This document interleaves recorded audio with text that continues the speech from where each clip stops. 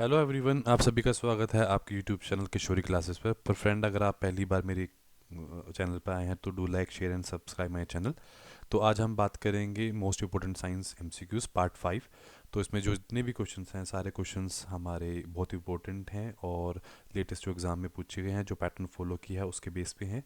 और सभी सिलेक्टेड हैं क्वेश्चन, जो जितने भी मैंने एमसीक्यूज लिए वो सारे सिलेक्टेड हैं और इम्पोर्टेंट एमसीक्यूज हैं। तो चलिए स्टार्ट करते हैं क्लास। तो चलिए स्टार्ट करते हैं। सबसे पहला जो क्वेश्चन पूछा गया है कि जो हमारा शरीर का ढांचा है, स्केलेटन है, वो कितने पार्ट्स में डिवाइड है। वो दो पार्ट्स में डिवाइडेड है, एक्सियल और अपेंडिकुलर। याद रखना हमारे शरीर में जो बॉडियाँ होती हैं वो 206 होती हैं। जो एक्सियल है उसमें होती हैं 80। एक्सियल में होता क्या है, इसमें आती है हमारा जो ब्रेन वाला पार्ट है, और जो हमारी रीढ़ की हड्डी आती है वो वाला पार्ट है, जो सेंटर वाला पार्ट है। ये तो है एक्सियल, जिसके अंदर 80 हड्डियाँ होती हैं, और 126 हड्डियाँ होती हैं हमारे अपेंडिकुलर। अपेंडिकुलर जो साइड वाले पार्ट में, इसमें जो हाथ हैं जिसको आप, और एक पैर है, उनमें 30-30 हड्डियाँ होती हैं। 30 मतलब ठीक है। तो ये आपने ध्यान रखना है। दूसरा पूछा गया है कि जिन एनिमल्स में बैकबोन नहीं होती, मतलब रीढ़ की हड्डी नहीं होती, तो उनको क्या बोलते हैं। तो उनको बोलते हैं हम इनवर्टिब्रेट्स बोलते हैं। और जिनमें रीढ़ की हड्डी होती है उनको वर्टिब्रेट्स बोलते हैं, मतलब वर्टिब्रा, मतलब वर्टिब्रल कॉलम है उनके अंदर प्रेजेंट। जो छोटे बच्चे होते हैं उनके अंदर अराउंड 300 हड्डियाँ होती हैं, और जो एक अडल्ट इंसान होता है उसमें 206 होती हैं। ये आपको ध्यान रखना है।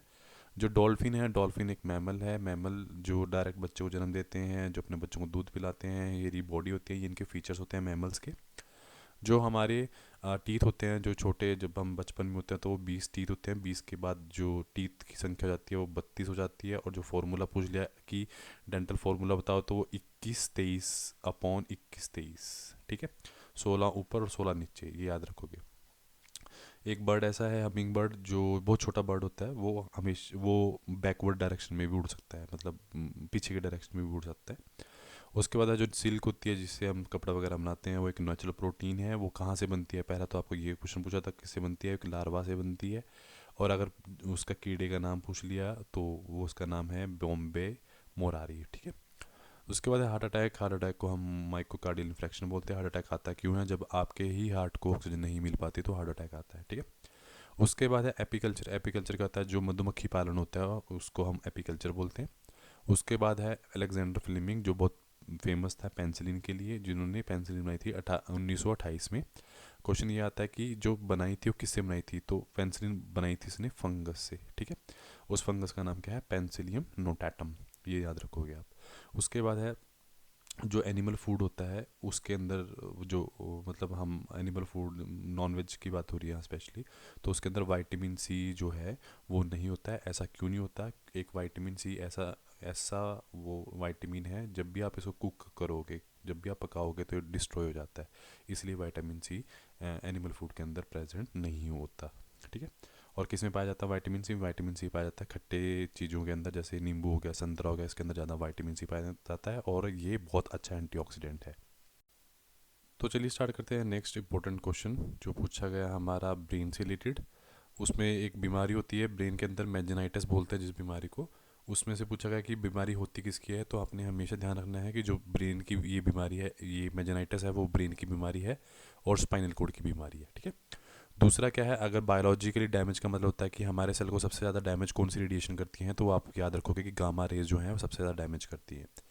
उसके बाद है हमारी बॉडी में सबसे स्मॉलेस्ट एंडोक्राइन ग्लैंड कौन सा है, तो आप बोलोगे पिट्यूटरी ग्लैंड है। इसको हम एक चीज़ और बोलते हैं, इसका नाम है master gland of our body. ठीक है, master gland of our body. एक चीज़ और ध्यान रखोगे, पाया कहाँ जाता है, ये ब्रेन के अंदर पाया जाता है। ठीक है, हमारे दिमाग के अंदर।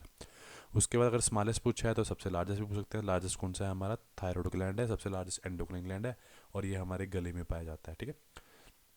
उसके बाद है जो यूरिन होता है, वो उसका जो कलर होता है वो येलो कलर का होता है। उसका उसकी वजह क्या है, उसकी वजह ये है कि उसके अंदर एक पिगमेंट पाया जाता है, जिस पिगमेंट का नाम क्या है, यूरोक्रोम। ठीक है।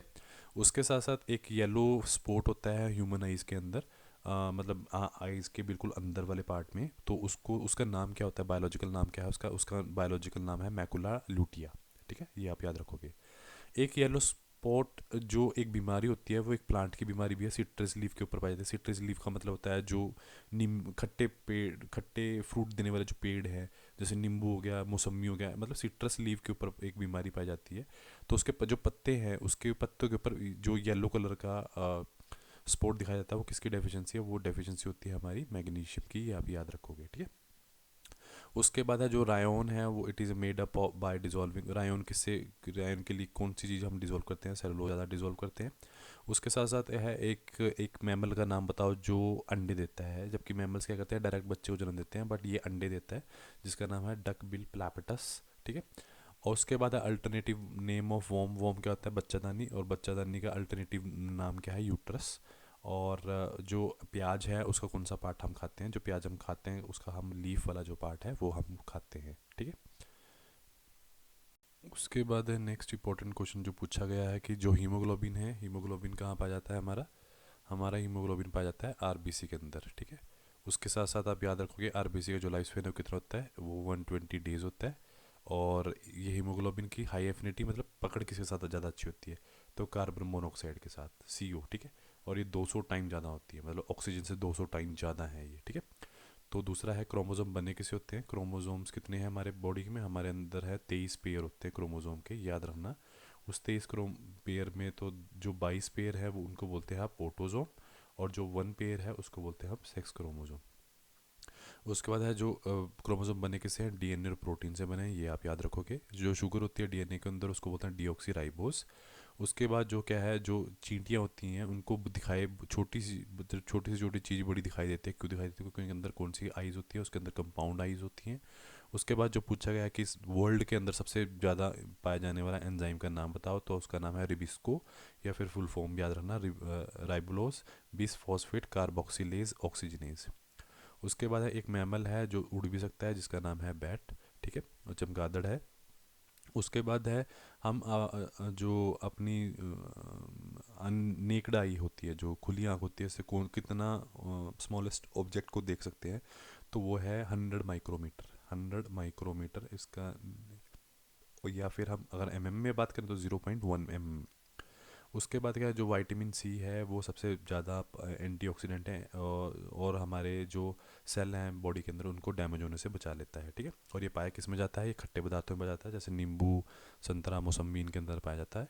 और ये जल्दी बूढ़ा नहीं होने देता है, क्योंकि ये एंटी एजिंग भी होता है, एंटीऑक्सीडेंट, ठीक है।